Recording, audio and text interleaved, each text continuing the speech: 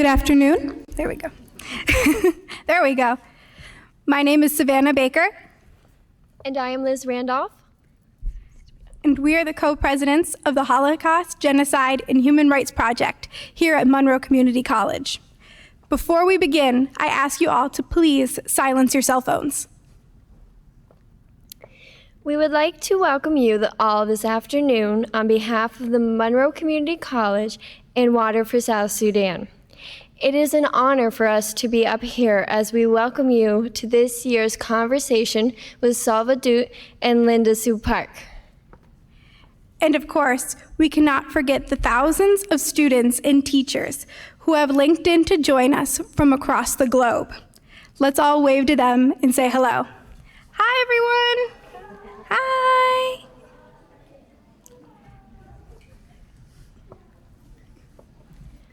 As the Holocaust, Genocide, and Human Rights Project is celebrating its 30th year of our mission to advocate, educate, and commemorate others about the Holocaust and the past and present genocides and ongoing fight for human rights. We are honored to be able to lead this organization and be part of its ongoing partnership with Water for South Sudan since its opening in 2003. After fleeing from civil war in Sudan at the age of 11, MCC alumnus Salva led 1,500 lost boys to refuge in Kenya. In 2003, he created the organization Water for South Sudan. This organization was created to drill wells in Sudan to provide people with the most basic human right, water. After hearing Salva's story, award-winning children's author Linda Sue Park was inspired to write about. In 2010, the book A Long Walk to Water was published and appeared in the New York Times bestsellers list. The book has sold over 1 million copies and is taught in middle schools all over the country. And just this year, the picture book companion to the New York Times bestseller was released, Naya's Long Walk, A Step at a Time. Now please join us in welcoming who you've all been waiting for, Salva and Linda Sue Park.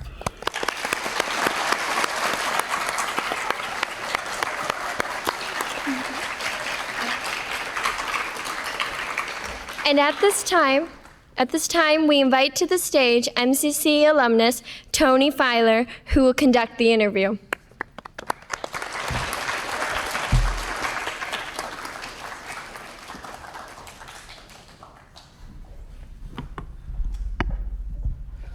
Good afternoon, and thank you for inviting me to participate in this event. I'm an MCC alumni, and while attending MCC, I volunteered with the Holocaust, Genocide, and Human Rights Project, first as a member and eventually as president. The very first conversation with Salva and Linda Sue was developed with my team in 2014. My involvement in the project led me to meet Salva and the Water for South Sudan team. Salva's story inspired me to continue my efforts to bring clean water locally and globally. I currently work for Monroe County at the wastewater treatment plant, and since the first conversation, I have volunteered overseas in Nicaragua, Honduras, and Guatemala. I'm sure that his story has inspired you too. Let's begin the interview. Salva, this first question will be for you. Many years have passed since you first moved to the United States. What do you most remember from the day your plane landed in Rochester? The most thing that I still remember today is dessert. Where I grew up, we don't have dessert, or we don't even have a name for dessert. And when we arrived here, we were taken to a restaurant at evening time, and our sponsor there provided us with a meal, dinner time. We ate. After we ate, they brought out the menus too, and they gave it to us, and they said, you get something to eat from dessert. And we kind of like look at each other and say, what is that? And they said it's dessert, something that you eat after food, is something sweet after that. And we were like, oh, these Americans, they keep eating all the time and they never get full. That's that thing I still remember. Did you get something for dessert? No, we didn't. We were full already. We didn't get it. Thank you. Linda Sue, this next one is for you. Why did you end a long walk to water as you did? Why did I end it as I did? Okay, so I have to back up a little and talk about how I ended up writing it as two different stories. You know, you have Nia's story and you have Salva's story. And the reason is that I wanted to tell about Salva's life, but there were two particular parts I wanted to focus on. I wanted to focus on when he's a boy at 11, escaping from the war. And then I wanted to focus on what he's doing now, bringing water to people in South Sudan. Okay, so I could have written his whole life all the way through, and the book would probably have been about 400 pages. And it might have been fun to read or good to read, I hope so, but it would have been very difficult for teachers to use in school with their students. Too long. I wanted a short book on purpose. Easier for you guys to read, right? And also for teachers to use with groups. All right, so that meant I couldn't do the life all the way through. I was going to do this part of his life and this part of his life, and there was going to be a hole in the middle, right? So I could put 20 years later, but then people would be like, wait, what happens in that 20 years? There's this big hole in your story. So I'm like, how can I make it so there doesn't seem like to be such a big hole? And to do that, I realized that this end of the story, where Salva's bringing water to people in South Sudan, is actually part of someone else's story, right? Someone else who's getting this super exciting thing happening to them. Water in their village, right? Clean water in their village. So what if I took a character like that and put their story right up here next to Salva's and alternated them? And there will still be a hole, but maybe people won't notice it as much. Okay? So there's not very much about Salva in the refugee camp. There's not very much about his life here in the United States, but that was why. So that meant that if I was going to do this, alternate, Nya Salva, Nya Salva, Nya Salva, they better meet at the end, right? And so that's why I ended the story like that. And I'm sorry my answer was so long. It's okay. Salva, this one's for you. You went from a refugee camp to the United States. What was the hardest part of adjusting to your new life? The hardest part adjusting to my new life here in US was cold. It get too cold here, so bad. And also too, it's not just that alone. There's a lot of things that were part of this to adjust. Just learning the language is not that easy. And learning the culture that you've never been in it was not that easy. And now I'm free to be able to do whatever I need to do for myself, to make myself independent. I'm not in refugee camp anymore. I'm not confined anymore. I have a liberty, and I'm free, have freedom to do what I need to do. It was not that easy. Going to school, find a job, and be a friend to people, and get adjust as much as I could. And that adjustment was a big challenge. It didn't just come handy. I have to work hard for that. Thank you. So it's like in refugee camp, your freedom was limited, but that also meant very few choices. Right. And when you get here, there's so many choices. Choices, yes. And that, you know, that freedom comes with responsibility. Absolutely. Good choices. And those choices they have so many different ways that you might even get lost to a different way too if you are not careful enough. Thank you.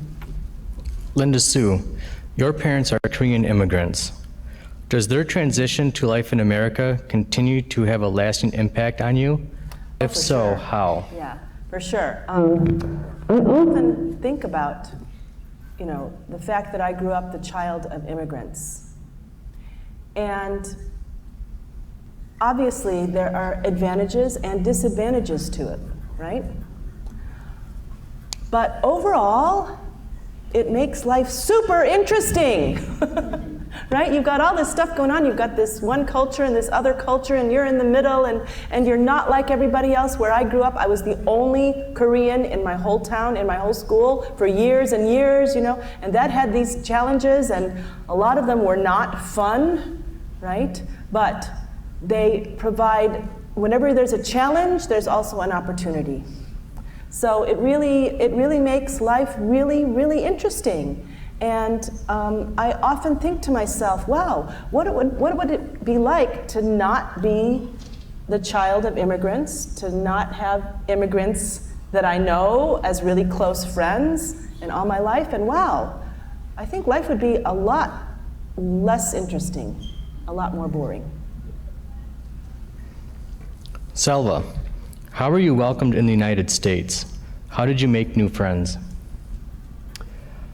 I would say United States is a good country, has good people.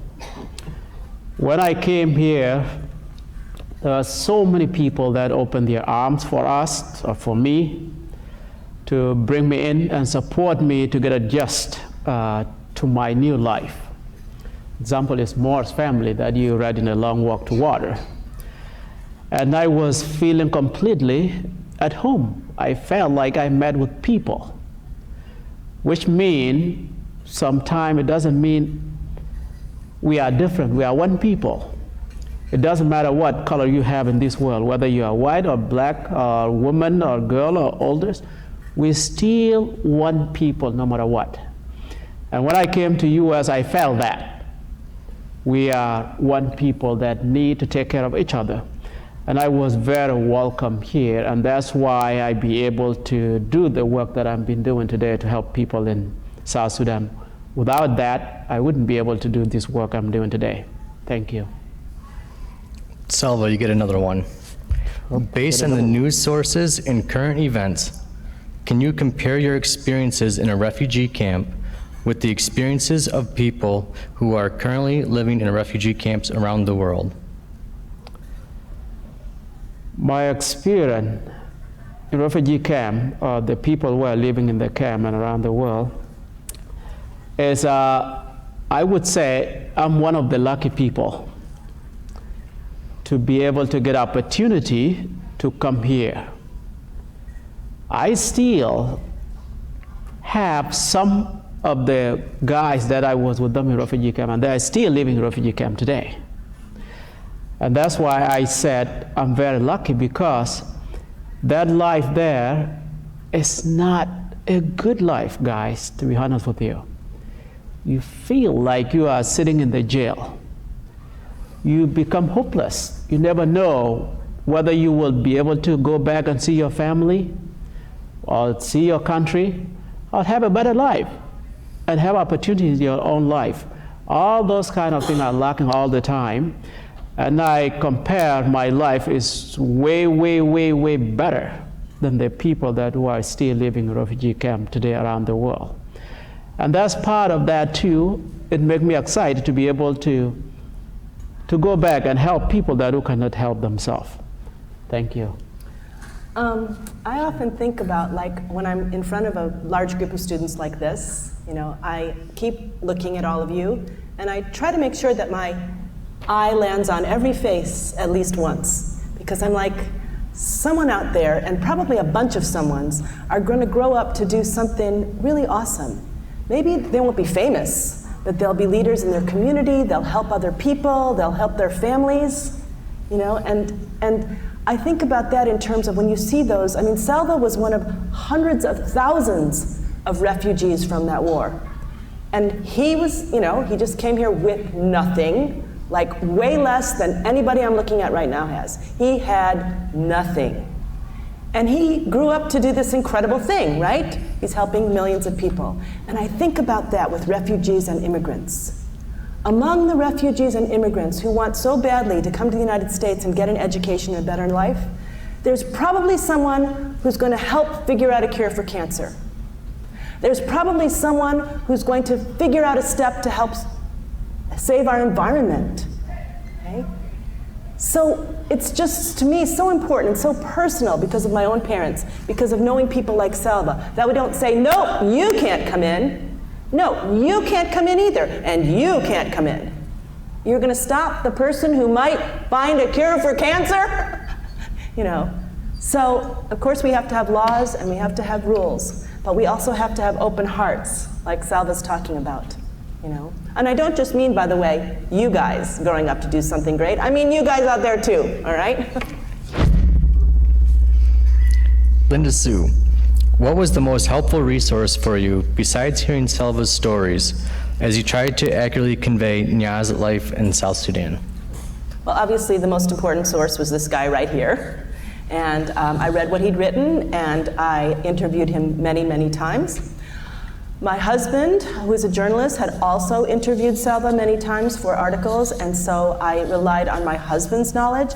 And I'm often asked if I've ever been to South Sudan. I haven't. We're planning. We're going to try to get me there, but my husband has been twice. So he's been a great resource for me, and I would probably have to say that's the answer, that besides Salva, my husband's firsthand knowledge of visiting South Sudan twice, well, the first time it was Sudan still, yes. And the second time it was South Sudan, because South Sudan gained its independence in between those two visits. That was probably my most valuable resource, but of course I read everything I could find about Sudan and South Sudan. I watched several films and videos. I looked stuff up on the internet, and I spent a lot of time in one of my favorite places on the planet, which is the library.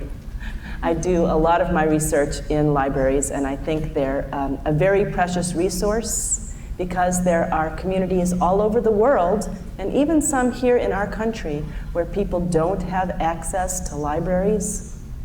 Right? They're a wonderful, wonderful resource. Salva, today we see a lot of debate on refugee policies. How is it similar or different to the political discussion about refugees when you're coming to America? When I was coming to America, the politics were different from today. And there was no much debate like what happened today. And of course, we have to be concerned about the security of people.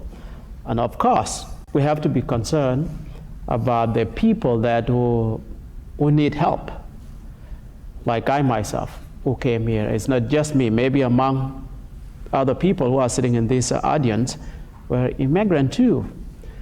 And they are just innocent. And the hard part with our world, I wish our leaders in the world would find a way that how we really take care of each other, take care of our world. Because at the end, the people that were seeking safety or refuge are innocent people. And when the war broke out or whatever bad thing happened, those elite group who were leading the country, nothing really happened to them that much. But innocent kids, women, elders, they are the one always ending up with the difficulties and challenge. And when they try to run somewhere that they feel that they would be safe, then would be another difficulties. And it's a very complicated thing to just see how our world really will take care of all these issues. And we human beings cannot still figure it out. It just makes other people really sad because we have brain, we have ways of doing things, but we cannot handle it. And I wish there's a way that to make sure all those wars stop, all these horrible things that happen to innocent people stop, and then find a good way to make sure each individual in this world have a safe place to be. Thank you. Can you run for president of the world, Salva? No, I cannot. I cannot. Linda Sue, how does A Long Walk to Water inspire readers to act as global citizens and become aware of events happening in our world today?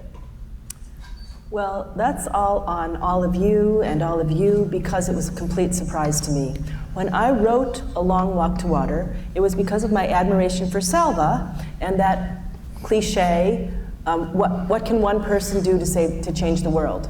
You know, and he seemed like a really great example of that. So I just wanted to write a story that would show young people that.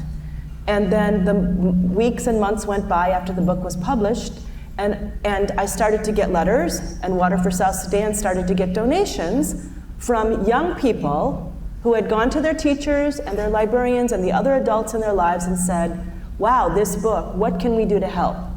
What can we do to help Nia and Salva? And I was floored by that, because it's not something I expected at all. So I feel very honored and privileged to have been able to write the story that inspired so many young people, but it was like, it's not like I did anything. It was like, it was all of you guys, all of you out there who did it. You're the ones who were inspired and moved to action.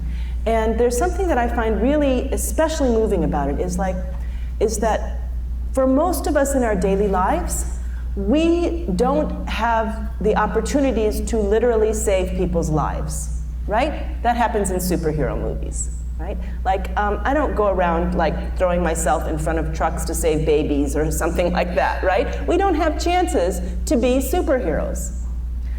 But every single student who helps raise money for Water for South Sudan is literally saving people's lives. It's just amazing to me, right? Because you raise money, and then Salva uses the money to put a clean water well in a village, there are people, especially children and babies, who are not going to die. Because drinking dirty water is still the #1 killer in the entire world of children 5 years and under. And there are not one or two, but hundreds, probably thousands of babies and children who are not going to die because of the efforts of students like you, saving people's lives in a really real way, not like in a movie way. Right? I find that just amazing and incredible.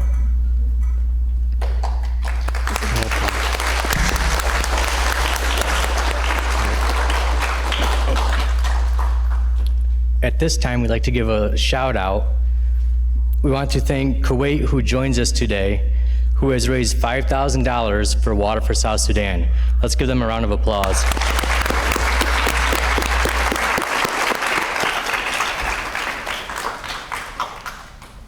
Salva, what does Water for South Sudan do, and what has the organization accomplished? Water for South Sudan provide clean drinking water to the people that who don't have safe drinking water. And Water for South Sudan accomplished 400 wells, which is a good achievement. And I really want you guys to give yourself a hand and all the schools around the world that have been supporting us with, we have 51 countries, we have all 50 states of United States supporting us, Water for South Sudan. Could you please give a hand to yourself for all this support?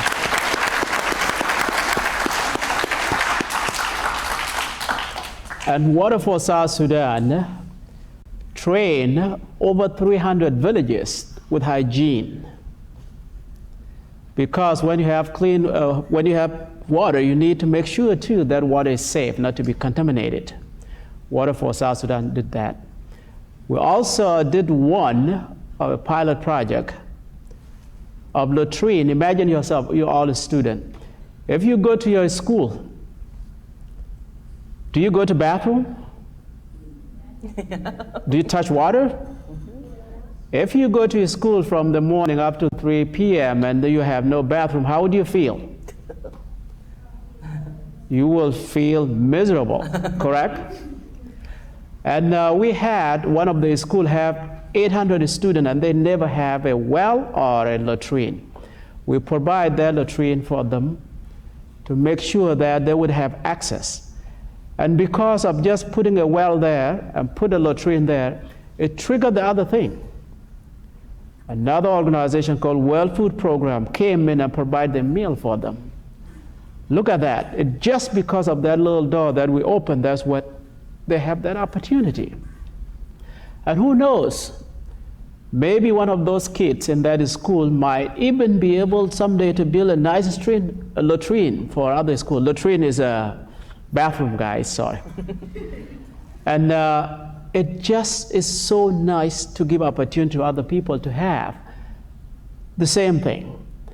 Which I like that with the kids that, and especially the teachers that who supported children to be able to read A Long Walk to Water, to see that, for those kids to see that the world is not the same like their world. We have some kids who could not even eat all day long in the school. And they have to do the best they could. But here, if the child did not eat anything a day, you might even complain, correct? And say, well, I didn't have that.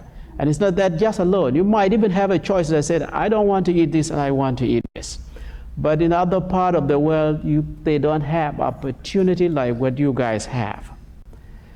And Water for South Sudan is still going ahead to do more because some of the villages and the schools still don't have wells today. And we are still doing the best we could to keep pushing to make sure the rest of the people that who don't have clean drinking water and the bathroom will have that. Thank you very much. Thank you. Linda Sue, how did you meet Salva and become familiar with the work of Water for South Sudan?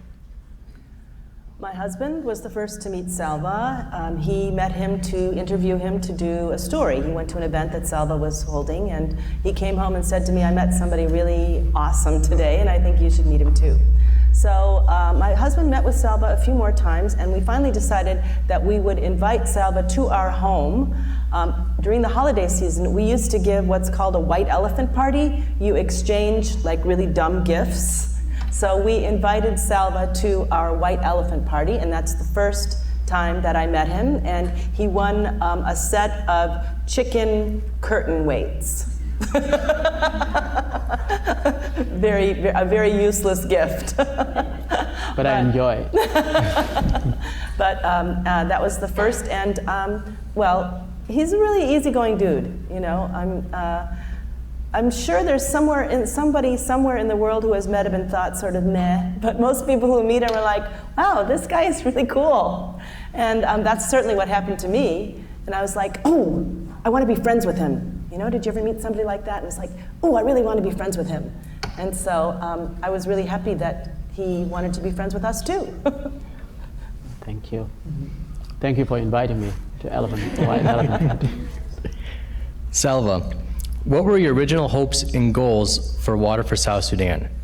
And how does Water for South Sudan today differ from your original plans? My original hope from the beginning is just to provide one well to my village. I didn't think that will explode like the way it does today, to be able to drill 400 wells. And the hope for Water for South Sudan still need a lot of clean drinking water, need a lot of people to be taught to understand the hygiene and sanitation, to provide all those bathrooms to these people that who don't have it in the schools. And Water for South Sudan still have a lot of work to do ahead of us. And today, Water for South Sudan is not the same like before. Long ago, when Water for South Sudan started, I was the only one leading everything.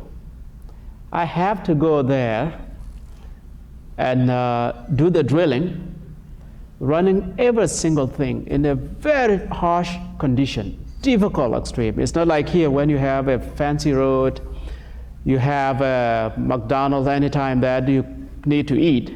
You have gas station that you could just, if you run out of fuel, you just go and pump your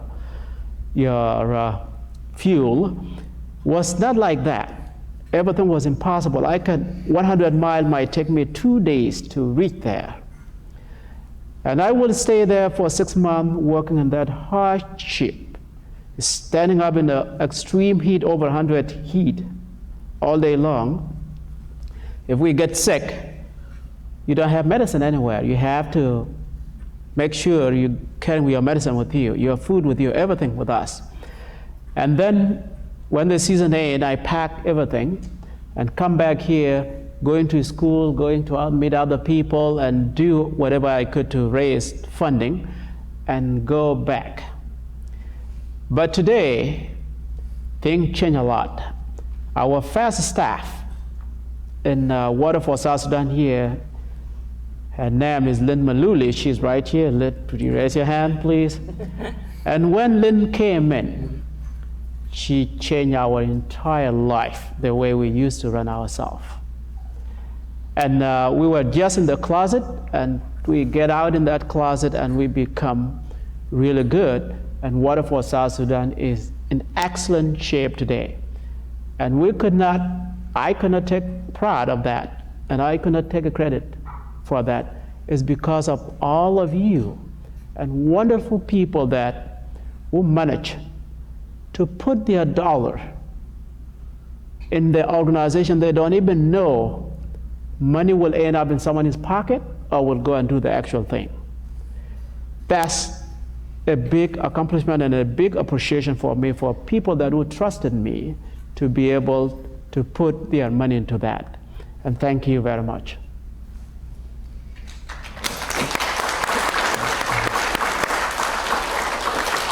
Thank you. Linda Sue, how have you seen Water for South Sudan grow over the years since you wrote A Long Walk to Water? Well, a lot of it is what Salva is saying. Thanks to Lynn and now a professional staff at the office here in Rochester, it's freed Salva up to do other things, very important things with his work for Water for South Sudan. This year, for the first time, every year, drilling the wells, there's been one crew. One crew that goes out and drills, and they usually try to drill between 30 and 40 wells each season or each year. This year, for the first time, again, because especially of the Iron Giraffe Challenge, there's going to be 2 crews. So hopefully they'll be able to do close to twice as much work, and I think the goal is at least 60 wells this year. And it's just been amazing to see how the book started very slowly, and there weren't many schools using it. Here in New York, you guys were all the first. And I thank the many teachers especially who found the book and began using it with their students. But it has spread to the rest of the country and the world, which has been a really wonderful thing. And one thing that I sort of would like to know, and I'm wondering if there's a way to do this, maybe Water for South Sudan will figure it out. You guys are 7th grade, right? What happens, 6th and 7th and 8th graders are mostly the age that are using this book. What happens when you get older? When you move into high school and then college, and now some of the first people to have read the book are young adults, right? Do you keep that spirit of activism and compassion and wanting to help other people? That's what I really hope happens with this book. It's terrific that you want to help Salva and Water for South Sudan. The world is a big place, and there's like 8 zillion places that need help in every kind of way, right? And you guys are the ones, you all are the ones who are going to have to do it. In every generation, the adults do their best and mess things up. And it's up to the young people to grow up and do better than we have done. And that's what I hope, reading Salva's story, seeing him, hearing him speak, that's what I hope does for all the young people who are reading the book. I hope it makes a difference to them in their hearts so that they grow up to be the kind of people who are always looking outside of themselves to help others.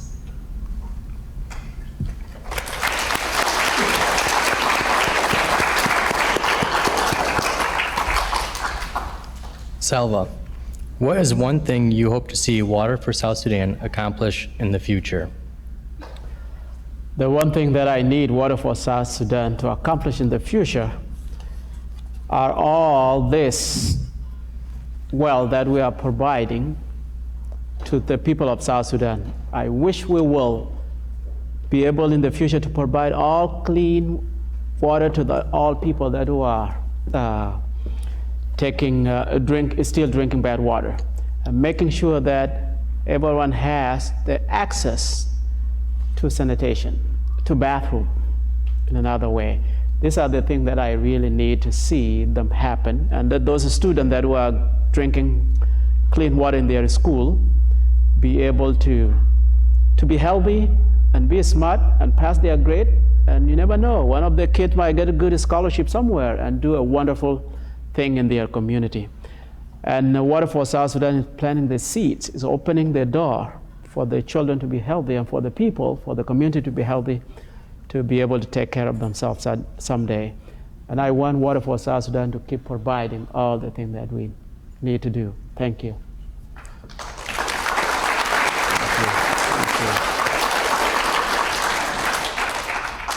Hello, my name's Alyssa Marino. I'm a member of the Holocaust, Genocide, and Human Rights Project, and I have some student questions here for the two of you.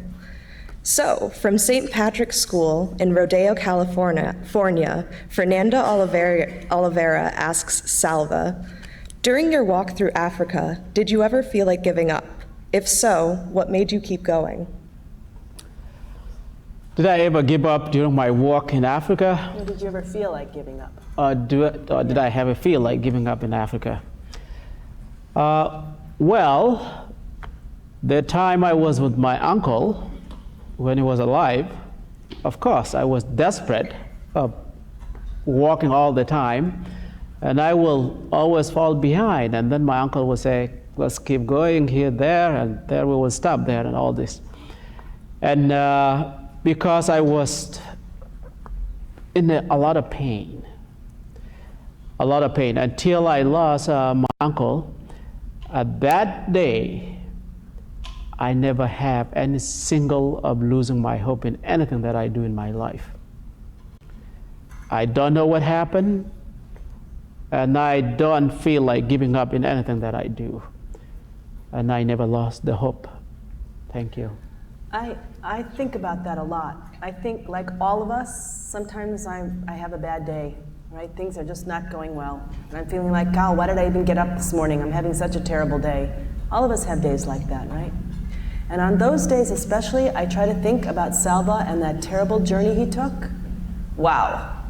My bad day is nothing compared to his bad day, right? And I'm like, okay, if he can get through that and end up like he is, then I should just stop complaining and just get on with things and do the best I can, even if it's not great, if it's the best I can, one little thing at a time. Because, you know, when it comes right down to us, most of us living here in the United States, our bad days are nothing like the bad days of people who live in other parts of the world where there is war and strife and famine, right? We're pretty fortunate on that level.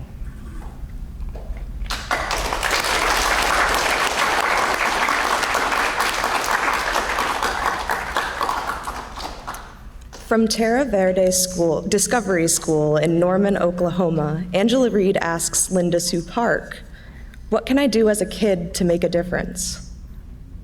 Oh, great. Well, you already are just by participating in this event and by reading the book. So sometimes there are, even in a case like this, you guys all band together and you raise money and it's terrific. And sometimes there are families who just can't give any money, right? We're all in that position sometimes, or at least I have been, right? You don't have the money where you can give even though you really, really want to, so you talk. I read this great book. Okay? I read this great book about this guy, you've got to read it, or let me tell you about it. He's drilling wells in South Sudan. You tell other people, because those are ripples. They tell other people, they tell other people, they tell other people, and eventually it hits somebody who's rich and can give money, right? So it's really great. You've done your part. You've done a part of that, right? But another really, really important thing, especially these days, is that you ask questions. You read something, you hear something on the news, you see something on the internet, and you ask questions about it. You don't just automatically say, oh, whoa, I didn't know that, and then you start spreading around things that end up to be rumors and not true and hurt people. So you're like, wait up a second. And this is called critical thinking, which I'm sure all your teachers are working a lot on. It's even more important today than it ever has been before. It's your generation who are going to have better critical thinking skills than any of us have ever had before, right? Ask questions. Ask questions about the world, right? And that is what you can do to really help all of you here. Ask questions, decide what your thing is going to be. Salva's thing is water, right? My thing is writing stories about people like Salva, right? What's your thing? How are you going to find a way to have a little part in making a corner of the world a better place? For a lot of you, I hope it's something to do with the environment, because boy, are we in trouble there, right? So I hope a lot of you start thinking about that. And that's all related. It's all related. It's all one big thing. It's all related to what Salva's doing, what's happening in every place in the world, including here in the United States. So thank you for that question. It's a really great one. And just because you're a young person does not mean that you can't help. You are all evidence of that. You can all do great things, even at your young age.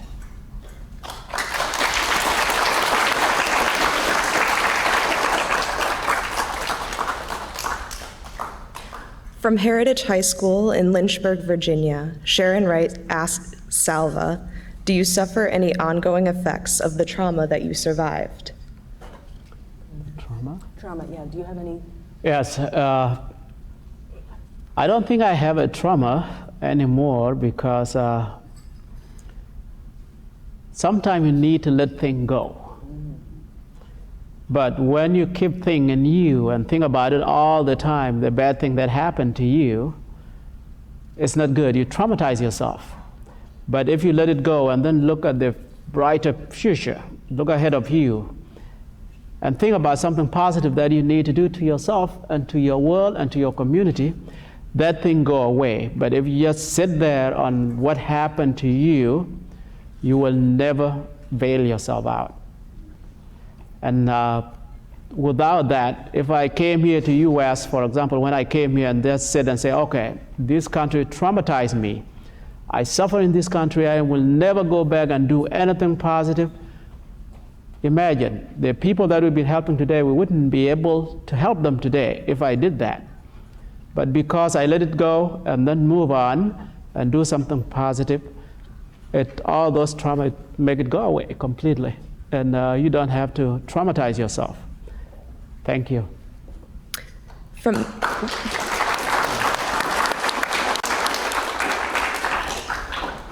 Our last student question is from Mahaffey Middle School in Fort Campbell, Kentucky, from Melissa Taylor, who asks, Linda Sue Park, what were your thoughts when hearing Salva's story for the first time? Oh, well, as you all probably experienced in reading A Long Walk to Water, Salva's story of escaping the war is a tough one, right?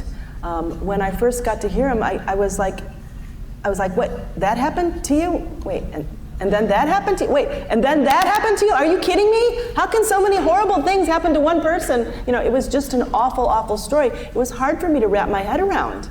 That's so many awful things. And this is, again, a mark of our privilege growing up as Americans, that we have not experienced a prolonged war on this land that we're living in our lifetimes, right? Any of us. And so for that, that was really hard for me to imagine. And I did have to, when I was writing the story, I sometimes had to stop, because I'm like, okay, I'm getting too emotional. I'm starting to cry, and it's really hard to type when you're crying, or how can I get this right? How can I show people? How can I write the right words, pick the right words to show people what that was like, But for the most part, it was really helpful just to have Salva's voice in my ear and his words that he'd written, and I would go back to that. I would go back to the recordings that I had made of him or my notes, right? And I would just say, stick to Salva's story, stick to, that my emotions were not the important thing, that what happened to Salva was the important thing. And I think that Salva was getting to that when he answered that question before, which is that whatever your task is, when it becomes very difficult, when things are tough, right? It's always helpful to look outside yourself, not inside. Because we're all screwed up inside, okay? Everybody. Everybody's screwed up inside, right? And if you spend too much time in there thinking about me, you get screwed up worse. It's when you look out. What can I do to help other people? My belief is that's why we are, every single one of us on this planet. We're on this planet to help other people. Golly, just imagine if everybody in the world thought that. What an awesome place it would be. We're not on this world to make a lot of money. We're not on in this world to become famous, or super successful in whatever. We're on this planet to help other people. And if you can do that, wow. Just imagine the shape that this world would be in. just imagine if we could all be a little bit like Salva. Sort of my goal, right, every day. There's a school that started this motto, what would Salva do? Which I thought was great, right? And it sort of spread, and a lot of schools use it now. And it's something that I think about a lot. Okay, what would Salva do here? And it's not like I'm going to walk across the country, but it's more the mindset. Salva would think about helping other people. Whether it's that 1,000 boys, 1,500 boys that he led out of Kenya, the people he's helping now, his own family, people at Water for South Sudan. You know, what would Salva do?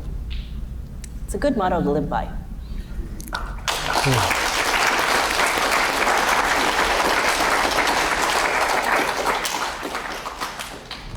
Those were some really great questions. We want to thank all of the students here in the MCC Theater, as well as those who tuned in online. And did you know that our very own Greece Middle School has raised $16,555?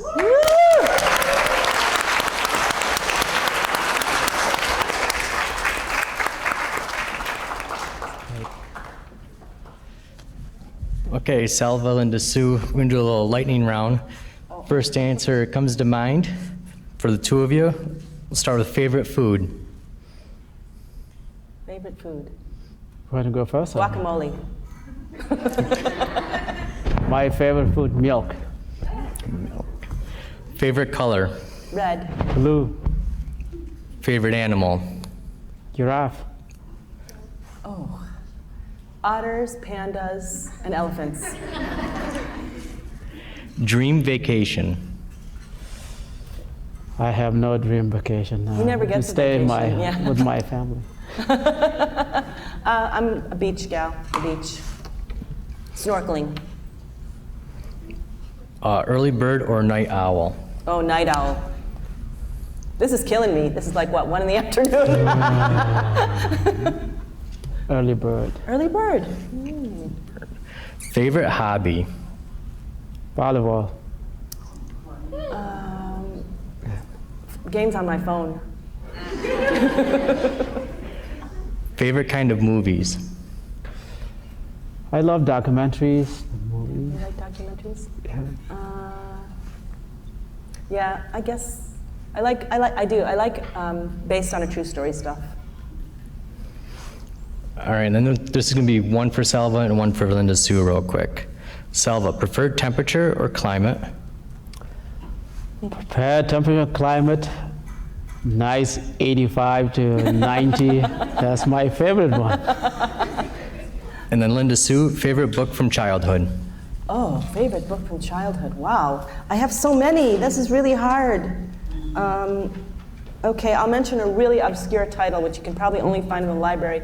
It's called The Man with the Purple Eyes by Charlotte Zolotow.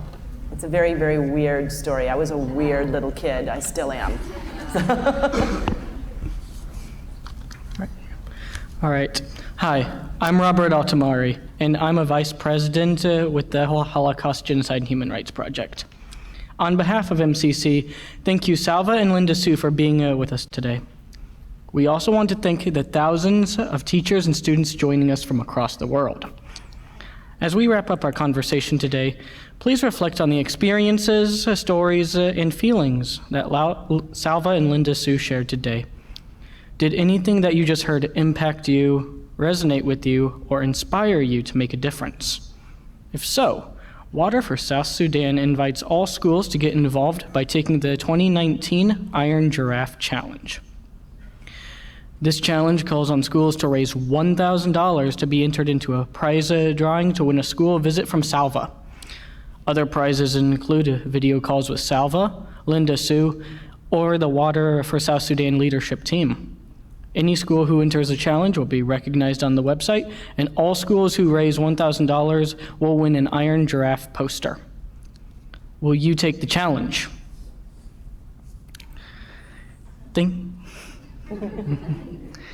Thank you, everyone, and have a wonderful day.